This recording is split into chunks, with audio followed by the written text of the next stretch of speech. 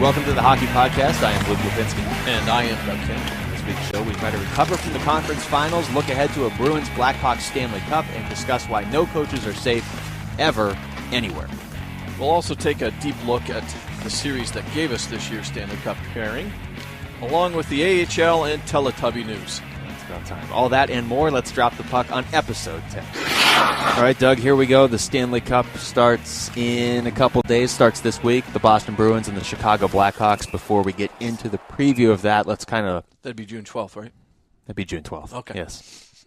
Yeah, if you want to know the exact date, if you're one of those people that actually wants to know when it's on. So we've got Chicago eliminating LA to get to this point, Boston eliminating what I think was Pittsburgh to get to this point. How are you feeling? It was like being in a bad relationship. After game one, I was like, okay, well, game one was tough because it was winnable for Pittsburgh. They just kept hitting the post. And Boston, you give them an inch, they take it. They just destroyed them in game two. So then I was like, I'm not watching game three, but I obviously went back, got sucked into a double overtime loss. And then game four, I was like, well, I'm definitely not watching this. So I watched the whole thing, and so it's your fault. Shouldn't have watched. Maybe. I had as many goals as most of the guys. How was Mumford & Sons? It was better than the game. Let's put it that way. Okay, so Chicago and LA, let's start in the West. That's what we've been doing all along. I hate to say I told you so. You didn't really disagree with me, but everybody else, I believe my exact prediction was Chicago in 5. I'd have to roll the tape back, but I think you're correct. Well, yeah, I mean, we both thought that Chicago was going to make a non-series of this series. LA tried their hardest. I tell you what, I was impressed by LA the way they came back a couple times. Look, game 5, there's 15 seconds left and your season's about to end and you're in Chicago and you find a way to score and force double overtime. I thought LA came back huge in game 3. You knew they would on their home ice and tried to make that into a series. Again, it's not a knock on LA. Chicago is a horrible matchup for them. Pittsburgh would have been a horrible matchup for them. A team that can score is going to beat LA because, look, the Kings even got 3 goals in Game 5, and it wasn't enough. Well, I think L.A., things didn't go L.A.'s way like they did last year. I mean, it's a good point. This year they had injuries. We find out through Game 5 that Brown was hurt, Doughty was hurt, playing through injuries. They didn't have to experience that last year. They were healthy all the way through. Their scoring dropped. One stat I found was the Kings averaged 2/3 of a goal per game less. Yeah, and it's not like they were scoring 5 goals a game last year. Now they're scoring 4.3. This is a team that didn't even score a lot last year. They scored 2.06 per game, fewest of any team that reached the second round. It just doesn't work. You can only lean on your goalie so much, and we saw it in this series. Quick had a rough start to Game 5, and that was just it. I mean, they fought back. Again, it's not a knock on the Kings. They fought back a lot. The games were, for the most part, close, but over the course of a 7-game series, Chicago's going to find a way to score 2 or 3 goals every night, and that's why LA didn't have a chance. And so the one thing about the Kings, and then we'll look at this with the Penguins too, since they're both the teams that got knocked out this week, most of the key players for the Kings are coming back again. Right. And that is something that Pittsburgh doesn't have, but that's something that helped LA, I thought, a lot this year. And they won the Cup last year and brought the exact same team back this year, and they had that big break because of the work stoppage. Hey, 5th seed team, they made the conference final. Yeah, and I don't think they're going anywhere. I don't think they're going anywhere. I mean, you still have 2 of the top goalies in the league. They're not going anywhere. But, I mean, just to look at the series, though, I mean, their road record was horrendous, absolutely horrendous. Couldn't win a game on the road if they tried. Which is the opposite of last year.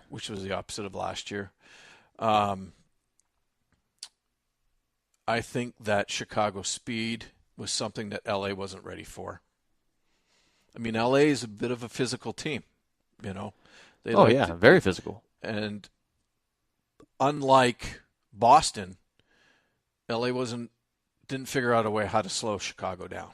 Well, and we said this last week, and Boston, as it turns out, didn't need to score goals, but Pittsburgh was obviously the highest scoring team in the playoffs coming into this series, and Chicago was right. That offense you don't have to even explain why that offense is good. So you kind of saw 2 similarities between the series coming in of Boston's got to win with defense, Pittsburgh's going to win with offense. Same with Chicago, LA, except Boston can score when they need to, and their defense, as it turns out, was better than LA's. Yeah, I agree. I mean, I think that LA was also, slow to get things going in each of the games. Another stat that I stumbled on, Chicago took the lead in Game 2 in Game 5 before Crawford even saw a shot. Yeah, and that's the thing. That's a huge stat. I think it comes down to just how many different ways can you win. Chicago can win a low-scoring game, or they can win a high-scoring game. LA can win a low-scoring game. But, speed kills, and I think that you have to go into a game and say, yes, I have to play my game. But you also have to counter somehow, some way, because Chicago's quick, man. They got a lot of skill. You got to be able to slow that skill down. You got to find a way to prevent them to just allowing to fly the way they can fly. I don't know how else to put that, but, you have to slow them down or else they're going to score. They're going to be in your end. And they tested quick so much, even in the games when it was low scoring. Even the game LA won. They still tested quick. Again, you look at LA real quick. They're not – they got to re-sign Slava Voinov. Other than that, and they got to figure out what they want to do with Jonathan Bernier. You mentioned it, too, earlier in the segment that you can't rely on your goalie, and we had this conversation last week. Jonathan Quick is a tremendous goaltender. Well, he might be the best. I love watching him play, but he can't do it by himself. He just can't. He can't. Your goalie's never going to score for you, yeah. Which, as a Penguins fan, was a frustration I felt this past week. But, there's layers, right? We talked about this before we started recording. You start with your goaltender, and then you've got your defense, and then you've got your offense. And Jonathan Quick just can't do it all by himself, man. And I think that they didn't find a way to slow Chicago down. They didn't.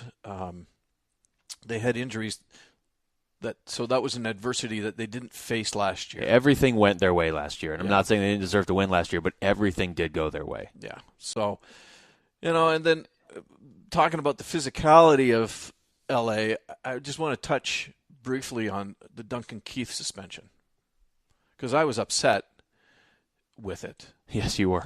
In fact, I think I called you and I spoke to you about it. You were not happy. I'm like, and I think the thing that bothers me the most, and we talked about it last week, when you're in the playoffs, discipline is such a key. So Duncan Keith's lack of discipline is what got him the penalty and probably got him the suspension. Well, I'm watching it right now, and I don't. The play started behind the net.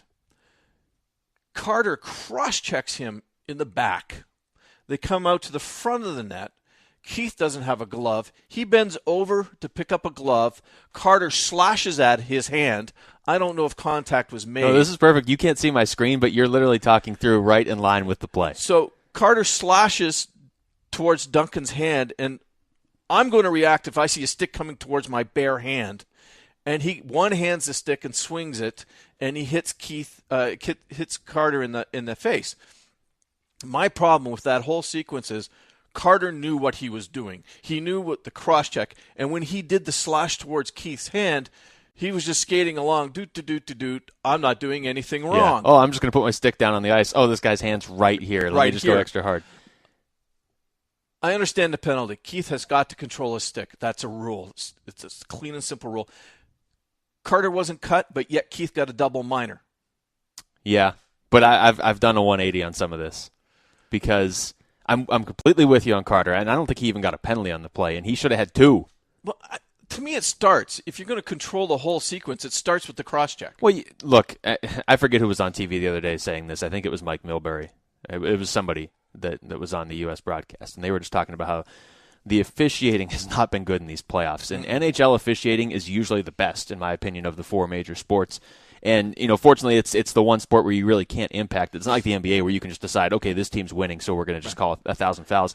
But, this play doesn't happen if they call the cross-check at the beginning by the net or if they call the slash by Carter. But once Keith, I think the reason he got suspended is because it looked too much like the Marty McSorley play on Donald Brashear. It wasn't that bad, but it started to look like that. And at that point, they are going to suspend him. Yeah, I just, it's to really sum it up real quick. I disagree with the suspension. He hit him in the face with a stick. He got a double minor, despite the fact, if it's a true high sticking, it should have only been 2 minutes. Yeah. But he got a double minor. He wasn't bleeding. You have to control your stick. I get that.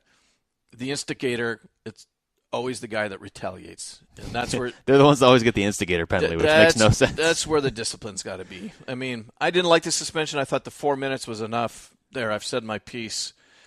Pittsburgh-Boston. As it turns out, however, and I'm about to say my piece now. Oh, sorry. No, on Pittsburgh-Boston. No, yeah. But as it turns out, it didn't matter because Chicago won anyway. Right. So, yes, now on to Pittsburgh-Boston. There's similarities to the other series, which maybe a lot of people didn't see, I guess, coming in because, again, it goes back. Chicago can win a number of different ways. LA needs a monster game from Quick to win at this level. Once you get to this point, Chicago looks at LA and say they can say to themselves, if we beat Quick, we win. Whereas with Pittsburgh, Boston looks at the Penguins and says, if we slow them down, which isn't easy, but if we slow them down, we're going to win because we're going to get one. I thought Vokoun played excellently in this series except one game. But if you're Boston, you're able to get one or two past him. Mm-hmm. As it turns out, Vokoun, I thought, played like a monster. Problem is Tuukka Rask is right there with Quick in my mind. Rask he's playing out of his skin. He's, Quick, Rask, Crawford. Again, though, no offense. I still don't put Crawford there. I don't know why. He hasn't done anything to... His numbers say otherwise. I think Crawford is a very good goalie. I think Quick and Rask and Lundqvist are the three best goalies. I guess that's... So okay, I don't make them elite. If you're going to rank them, I'm going to go Quick, Rask, Lundqvist, Crawford. See, I would go Quick, Lundqvist, Rask. And nothing against Rask. 2 goals allowed in an entire series, I think, is honestly the lowest since 1941, if I heard the stat right. He also got a lot of luck, though, in Games 1 and Game 3. And... Well, we'll get into it in the next thing, but I go back to my layers. Goaltending, defense, offense. Rask had a layer of defense in front of him that other teams don't or didn't have. And then on top of that, they found a way to slow Pittsburgh down and keep guys like Sidney Crosby off the score sheet. Completely. And everybody off the score sheet. I mean, to me, that's amazing. When you've got Crosby, Malkin, Ginla, and they're not even anywhere. James Neal. Remember, James Neal scored 40 goals last year. I mean, he had 5 goals in the last 2 games against Ottawa. I mean, as a coach, you got to be pulling out your hair. As a GM, you got to be pulling out your hair, and as an owner, you got to be pulling out your hair. I mean, holy cow, what do we got to do? I mean, look at the talent. Look at the talent Shuro brought in. Yeah. No, it's a weird situation for Pittsburgh now because they're not like LA. They're not bringing everybody. I mean, they may bring everybody back, but they got a lot of guys to sign. I don't know. Help me out on this because obviously I have the Penguins bias working for me here. Sure. But let's just say 6 posts in Game 1. Mm-hmm. Let's just say 2 of those go in. Pittsburgh probably wins that game because Boston got the 2 goals late. How different is this series? I still think Boston wins, but my contention here is that people that don't watch hockey look and they say, oh, there's a sweep. Boston just swept Pittsburgh right out. Games 1, 3, and 4 could have easily gone to Pittsburgh. I don't disagree, but my whole problem with the whole series is the guys I just mentioned didn't step up. Well, and Malkin has kind of a history of that sometimes. If you get in his head and mess him up, Yep. If he doesn't score, he can go into a drought. Whereas Crosby, I mean, the guy, I thought he did everything right except score. I mean, he comes off the injury in the beginning of the playoffs, and he just smokes everybody. I mean, the guy's hotter than hot. And then we get into the conference final, and he disappears. Shouldn't have taken that face shield off. Right? No, but don't mix with chemistry. I say it over and over again, but no. He played. I thought he played well, but here's the thing, though, with Boston, and this is my final point on the Bruins and why I think that they're probably going to win the Cup, especially if they play like this. Things went their way, which is what we just said happened for LA last year. You have to have some things go your way. Absolutely. And they created it. They put that defense in front of Rask to the point where, yeah, Crosby got some decent shots off. The Penguins hit some posts in a couple of those games, but they had to fight so hard just to get the shot that by the time you get there, your shot's a little bit off and it hits the post. And then when it's not perfect, Rask stops it. The big thing in hockey, and guys that play hockey or understand hockey, is it's a very common phrase, is time and space, right? Yeah. You take away the space.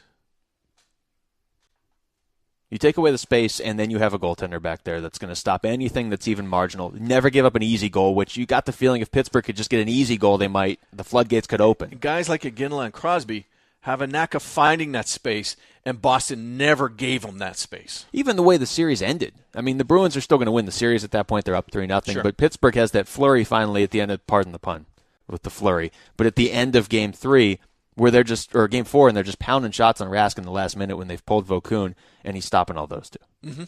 I mean, he reached over with his stick and stopped Malkin at one point, and it basically an empty net. So what's funny to me now or maybe this won't be funny to me, is now there's talk about Dan Bilesma maybe not keeping his job. You've got a lot of Penguins. Here's the list of Penguins that are potentially gone, just as far as free agency. Douglas Murray, Pascal Dupuis, Jerome McGinley, Brendan Morrow, Matt Cook. Tyler Kennedy's a restricted free agent. It's not like L.A. where the Kings are keeping everybody. And the Penguins probably can't keep everybody, and that doesn't even say anything about Fleury, who we didn't even get into that. Vaucoon had a bad game. They went to Fleury, and they never saw him again. I think that with the names you just rattled off, Shiro, if he's still there, he's still got to be there. Has a lot of decisions to make. Fleury's gone, right? I think so. And I mean, when you don't go to him, I think the coach may be gone as well. See, that can't happen. Well, that's what you said about John Tortorella. Yeah, but that's it is what I very said. Similar. But you'll give me. I at least said Tortorella's coaching style could wear out its welcome. Bilesma just made the Final Four. Okay, I'm your GM, and I went, look at all the horses I just gave you, and all you got to do is get me to the final. So let's say this series went 7 games. Is Bilesma's job even being discussed? Is it because they got swept out and couldn't score? I don't think it's because he got swept out. I think it's because he didn't get past the conference final. Man, that's a high bar. It's a very high bar, but I mean that's the game, and you also have the perception of the fans to deal with. Yeah. In the front office, and the perception of the fans equals ticket sales. So front office might have to make some changes that they don't necessarily want to make because they understand the numbers. But at the end of the day, you have to sell tickets. There's more than just playing hockey when it comes to running a professional club. Yeah, but they're going to sell tickets. I don't know. I don't know what they do, but I will say this: I don't think Fleury and Bilesma are back because the fact that he went back to Vaucoon in Game 3, which made me very happy, and is part of the reason I watched it. A lot of Pittsburgh fans happy. Well, yeah, because they had a chance to win. Vaucoon gave up 2 goals in 5 periods in that game. I mean, Vaucoon in the last 2 games gave up 3 goals in 8 periods. What more can he do? No, he did his job. So the last thing on Pittsburgh with Bilesma, if Crosby comes in and says, I want him here, he's staying. He's staying. But there's all these rumors now that Lemieux doesn't want him there, and then he's going. So that's going to get real interesting. You're tuned into The Hockey Podcast. Follow us on Twitter @HockeyPodcast for even more hockey news. #do it. So on to the Stanley Cup now. Bruins and Blackhawks. Boston won it in 2011. Chicago won it in 2010. Doug, you had the stat that they haven't played since 2011. Right. It was the last time that Chicago and Boston played. It was October 15th, 2011. Boston won 3-2. So the very start of last season, which feels like forever ago. Forever ago, yeah. And as much as I love the fact that with realignment next year, we're seeing all these, like Boston and Chicago will have played twice next year if they met in the Stanley Cup again. Home and away. I do have a little extra intrigue, I think, heading into this Cup because they haven't played. So we don't know what Boston and Chicago are like when matched up with each other. And Boston, to me, I've told you all along, there was 3 teams when Chicago was going on that run at the start of the year. I thought Pittsburgh or Anaheim or Boston could take them out in a 7-game series. Anaheim and Pittsburgh showed that maybe they can't, but Boston now gets a chance. And Boston showed that they can.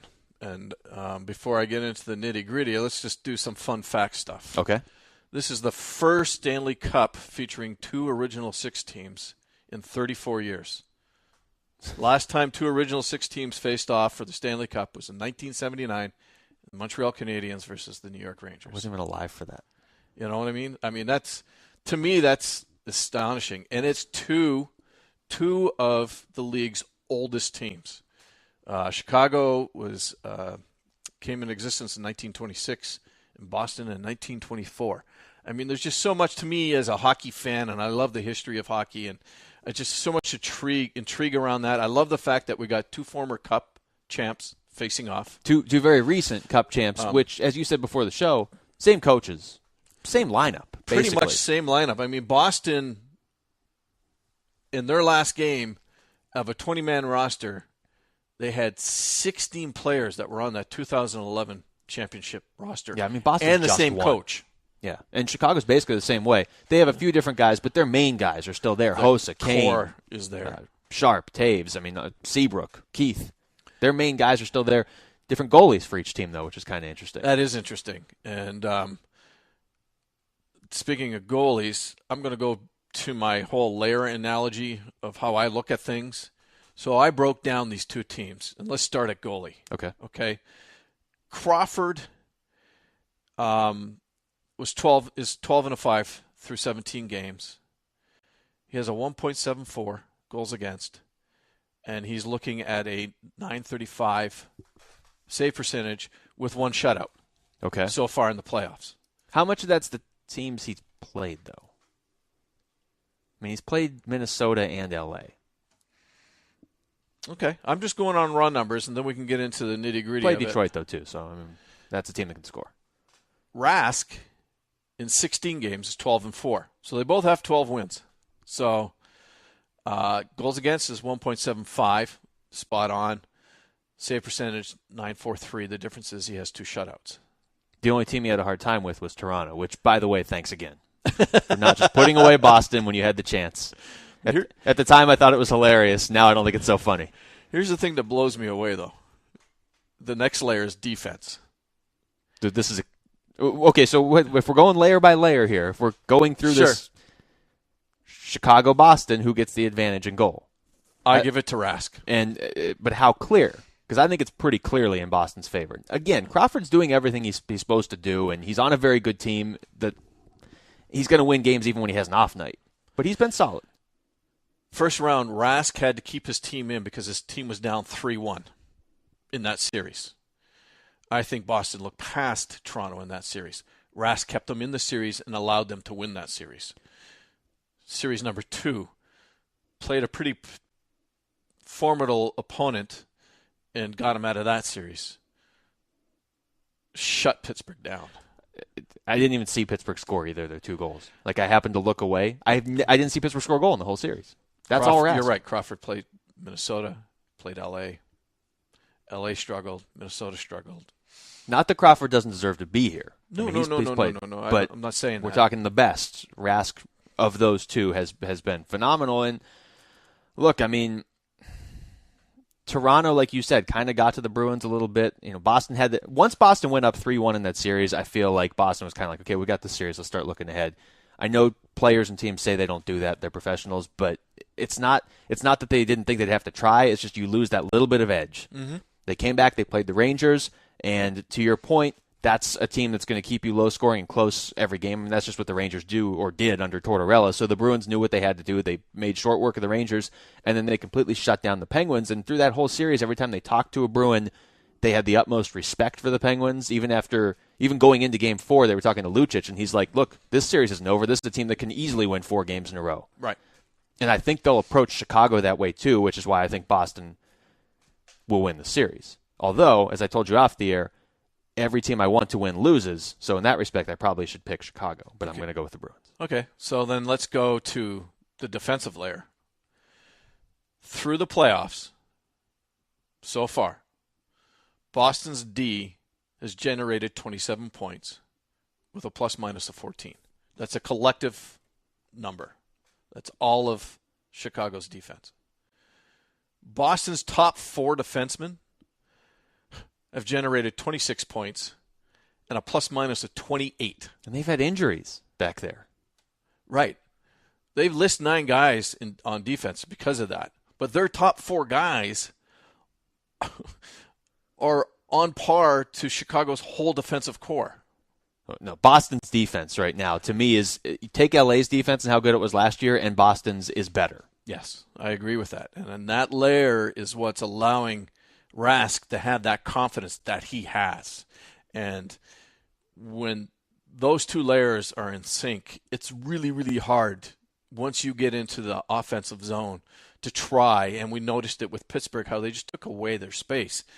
So, and then I went and I looked at the offensive layer. Well, so clear advantage there for Boston. Clear. Correct. And again, Chicago's good defensively. Yep. I mean, you got Duncan Keith and Brent Seabrook and some other guys running around back there, but Boston is, if they play the way they played in the last 2 rounds, I don't know how you beat the Bruins. I don't either. And then, so on the offensive end of things, total points, and I'm talking just forwards, centers and wings, Boston scored 103 points so far through the playoffs. Chicago has scored 98 points so far through the playoffs. Of those 98 points, 41 were goals, 57 assists.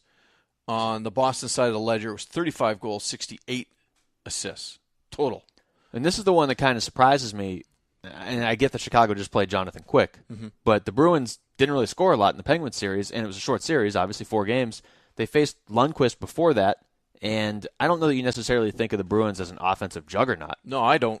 And yet they're outscoring Chicago by that measure that you just threw out there. But the number that jumps to me is the 68 assists that Boston has, which tells me very superficially that they're moving the puck around and they're getting other players involved in the game, whereas I would expected that number to be higher on the Chicago side of the ledger just because of their speed and skill, that they would move the puck around more than Boston. Boston being that defensive team, I can see where that number would be a little bit less than Chicago's, but yet Boston has that.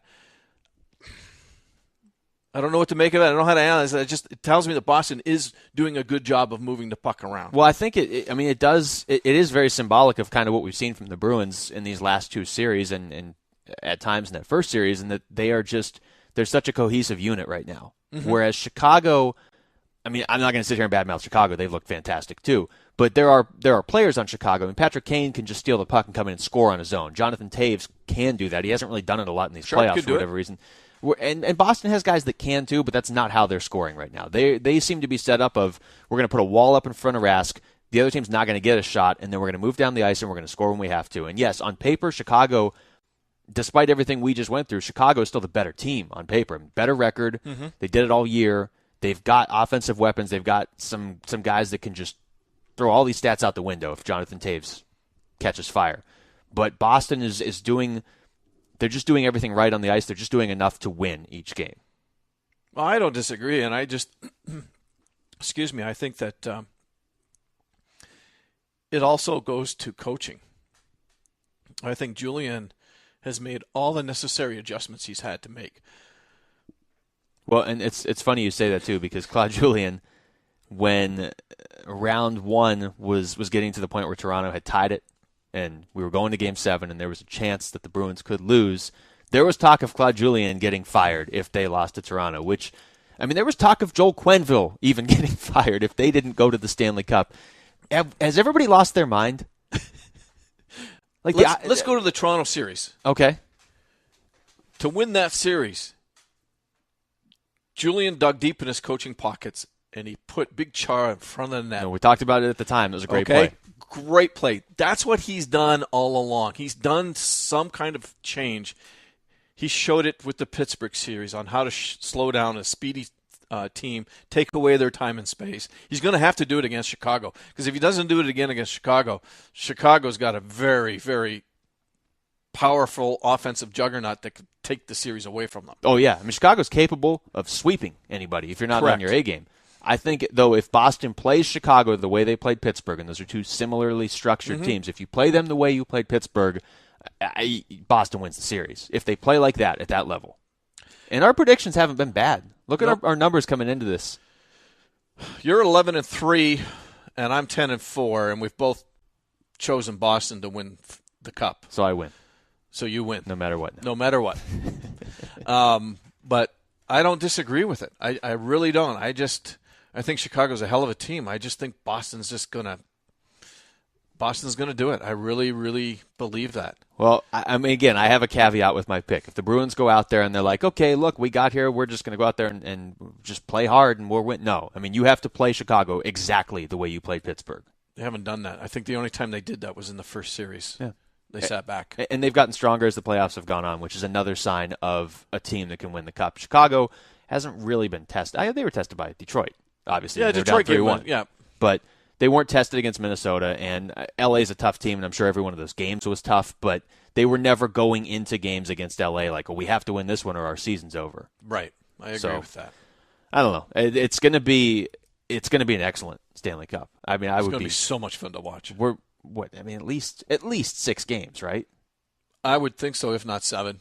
Which is my birthday. If it goes 7, it's on my birthday. That's very nice. That's a nice birthday present for you. Maybe Toronto will win the Cup on your birthday. No. That's never going to happen. No, sorry. But this is going to be a fun one. No, I'm sad. Well, that's what you get, Toronto. Blowing a 2-goal lead against Boston.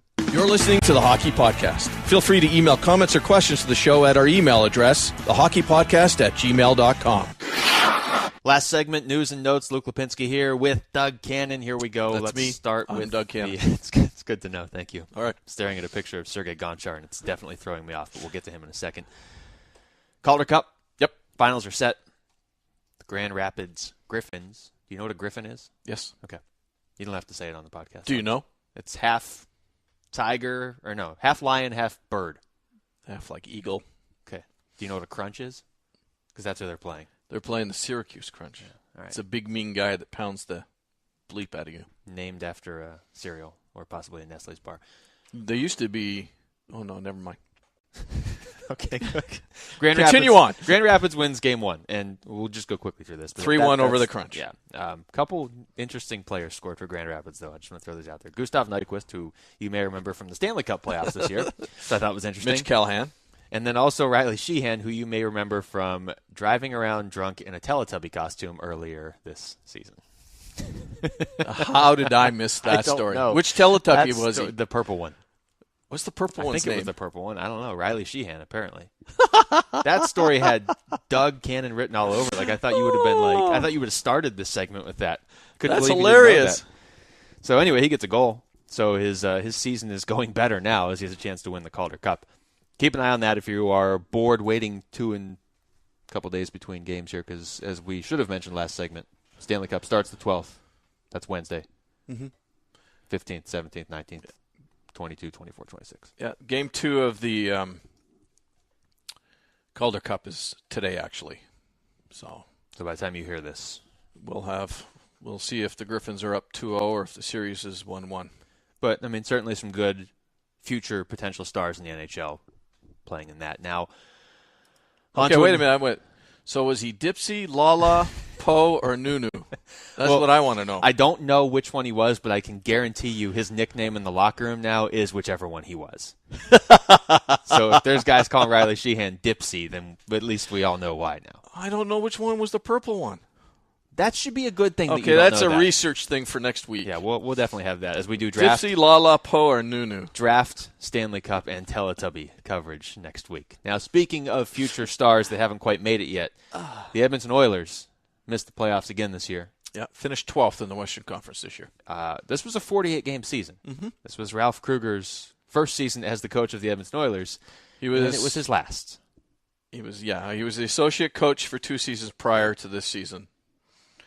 And his first year as bench boss was his last year. It wasn't even a full season, though. I have a problem with it as well. I mean, the team finished 12th in the Western Conference. And they were in playoff contention till the last week of the season. Till the last week of the season, exactly right. So I do, like you, I do have a problem with it, this change in coaching lineup. Now, there's talk that they may get Dallas Eakins, who's kind of the hottest name right now. Wasn't he just interviewing with Vancouver? He's interviewed with everybody. He's interviewing everywhere. That's all I'm interviewing at Best Dallas Buy. looked at just in case. Couldn't fill out the forms? No. He's got other better jobs. Dallas looked at him. As we mentioned last week, I think that's just because his first name matched their first name. So they were like, hey, we haven't fired and hired a new coach in almost a couple weeks.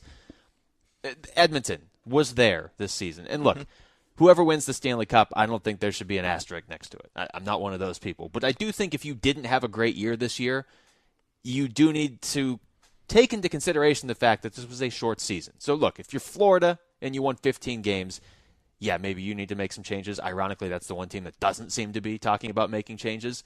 But if you just missed the playoffs and you were so excited about Ralph Kruger 10 months ago and how this is the guy and he's going to communicate well with the young players and this is going to be our coach long term. I mean, that's how they sold me on it, and I'm not even an Oilers fan. They were like, this is going to be the guy. He's getting his first NHL head coaching gig. He's going to grow up with these players, and it's going to be a long-lasting relationship, or, it's going to go 48 games. Yeah, I mean, he had two years as associate with Edmonton. Most of his coaching's been in Europe. I just think you have to pick a direction and go with it. And I understand that if something is just horribly wrong and it's not working, and let's just say Edmonton had Florida's record this year and they won 15 games and they looked terrible, then yeah, You don't have to sit there and go through it for 2 or 3 years. You don't want to be Calgary and pretend you're better than you are and then never get anywhere. Mm-hmm. But at the same time, now Edmonton's starting over again. Especially with a young team, you want young players to have the same coach for a while. Well, you want some kind of consistency. You want consistency no matter who you are, but especially a team that's like that. So, but I mean, my whole thing was when I saw Dallas Eakin's name, I went, that kind of makes sense. Maybe, but what if he has a bad year?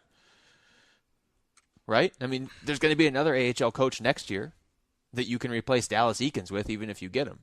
Well, because we talked about this last week, what really amazes me right now about this is that Edmonton's looking for a head coach that can do something with the players that they have. There's a lot of coaches out there that are looking for jobs. Yeah. Veteran coaches. Yeah. That could probably slide into Edmonton and do a really good job. I'll tell you what.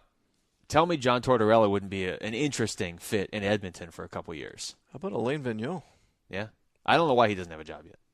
I mean, maybe, I don't know, maybe he's just waiting and doing his due diligence, and some of these teams are doing that too, and they want to see where some free agents go. I don't know. I would think you want your coach. I guess you don't need your coach before the draft, but I think you'd like to at least kind of have an idea of who your coach is going to be. I think the future coach wants to have his team before the draft so he can have some input on who his general manager takes. Yeah, or just know his philosophy so that when you do sit at the draft table, you can kind of go, okay, here's the coach I have. Here's his style of coaching. This player suits that style better than this player. Yeah. Just a general philosophy of knowing the guy that's going to be in charge of these players down the road. But then again, if you got a coach with only a 2-year contract, it doesn't really matter. The draft pick's not going to see the roster unless he's a superstar for at least 3 to 4 years. There's no coach that's safe in the NHL. Which coach right now is safe, other than Claude Julien and Joe Quenneville? But like we just said, they weren't safe 2 or 3 weeks ago if you asked the right people. So is LA going to get rid of their coach? No, I mean, but you know what I'm saying. Like, I know exactly what we're you're talking saying. about teams that went deep into the playoffs getting rid of their coaches. Now we're talking about teams that just hired the coach getting rid of their coach. Well, the Ralph Kruger announcement just flew under the radar on me. I mean, I saw it at the last minute, and I'm like, wow. I wasn't expecting that at all. Somebody told me, and I told them they were wrong. Oh, that's how it hit me. Yeah, it'll be interesting to see what direction McTavish takes. So as long as he takes a direction, and that's a nice segue into Dallas, another team that doesn't take a direction. Well, let's pause just for a second. It'll also, depending on who he signs as his head coach, and how long the contract is will really dictate what kind of direction he wants to go in.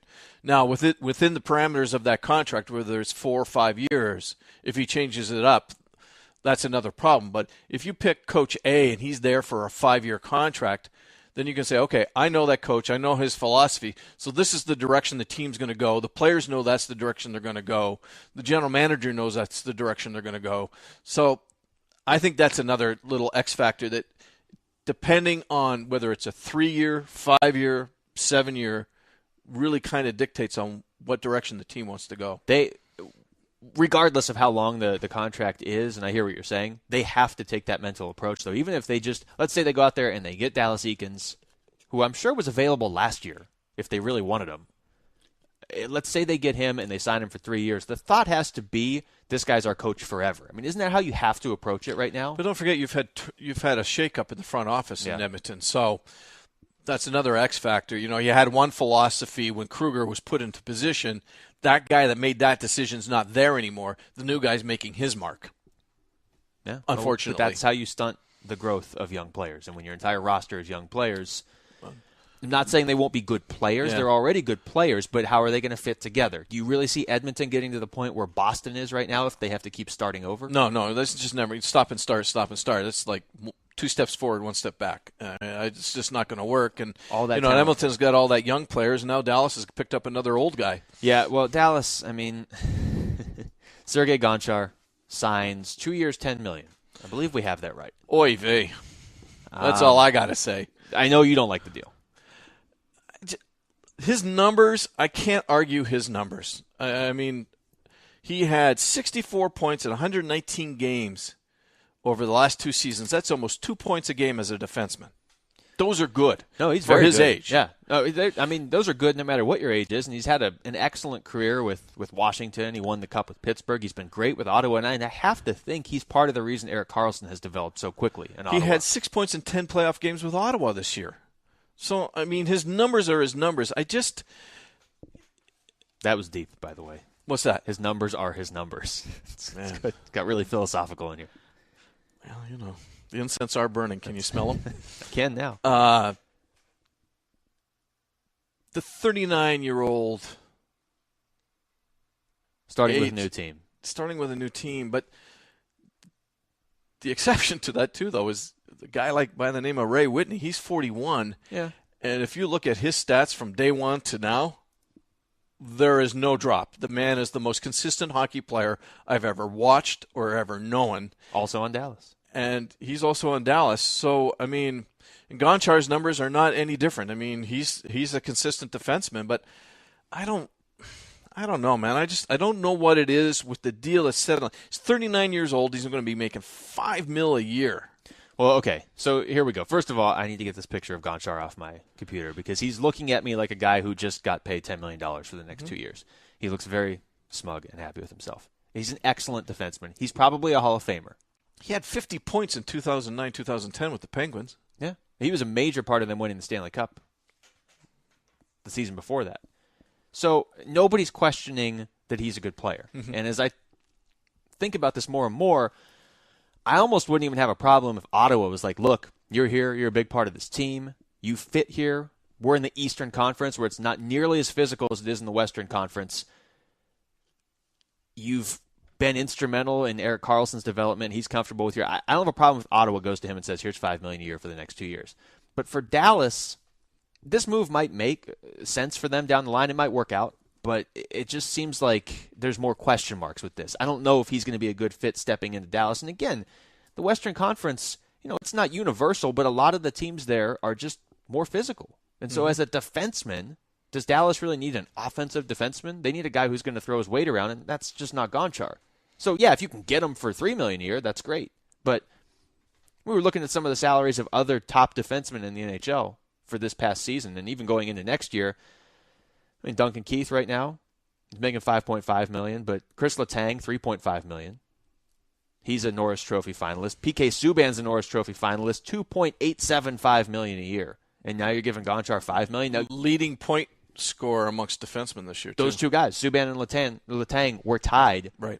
They're both going to get a major bump in salary, so maybe that's not fair. But I'm just saying, $5 million for Gonchar it's interesting. I'm not saying it's wrong. It's just interesting. I mean, God bless him. I mean, who wouldn't love to play the game for 17 years and still make that type of coin? Oh, I still think he'll be good. Oh, he'll be good. I mean, maybe that was Dallas's thinking in picking him up, is the fact that he needed some kind of a little bit of offensive spark back there, and a guy that can probably show and teach younger defensemen how to get there.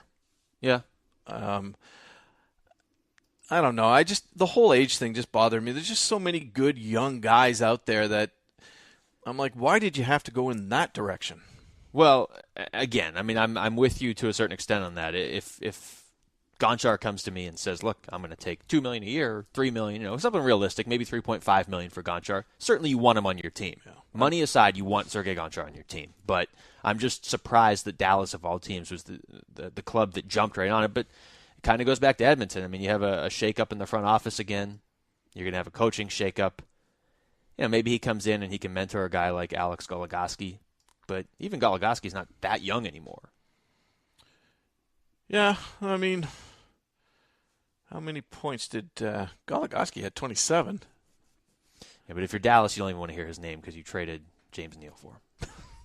So maybe Dallas does need a fresh start. Dallas, though, I mean, you mentioned Ray Whitney. They still got Jamie Benn. They still have Louis Karlsson. They still have Eric Cole. And they've got some weapons, but I don't know. I don't know how much this helps them. Maybe it does. I mean, he got the $5 million because of his numbers. I mean, you've been playing as long as he has, and you're pretty consistent with your numbers. I guess it's hard. Again, it was another piece of NHL news that came out, and I'm like, wow, it struck me wrong. I didn't. Well, I think what it shows more than anything is the disparity in this league right now of teams. If you need a defenseman, you're going to have to pay a ton. We saw this last year with Shea Weber when Nashville got stuck because Philadelphia offer sheeted him, and they had to pay him almost $8 million a year, and Ryan Suter's getting $7.6 million a year. Look, L.A. has defense. Boston has defense. The Coyotes have defense. Everybody else needs defense. I mean, maybe I'm forgetting one or two other teams, but in a 30-team league, yeah, Gonchar's going to get $5 million from somebody because everybody needs defense. Yeah, I agree. That's it for episode 10 of the Hockey Podcast. Next week, we'll be looking at the Stanley Cup Final and the upcoming NHL Draft. And hopefully by the time we return next week, we will have a better idea of the coaching landscape within the NHL and the name of the Purple Teletubby. And whatever else arises in the coming days. For Doug Cannon, I am Luke Lipinski. Thanks for listening to the Hockey Podcast.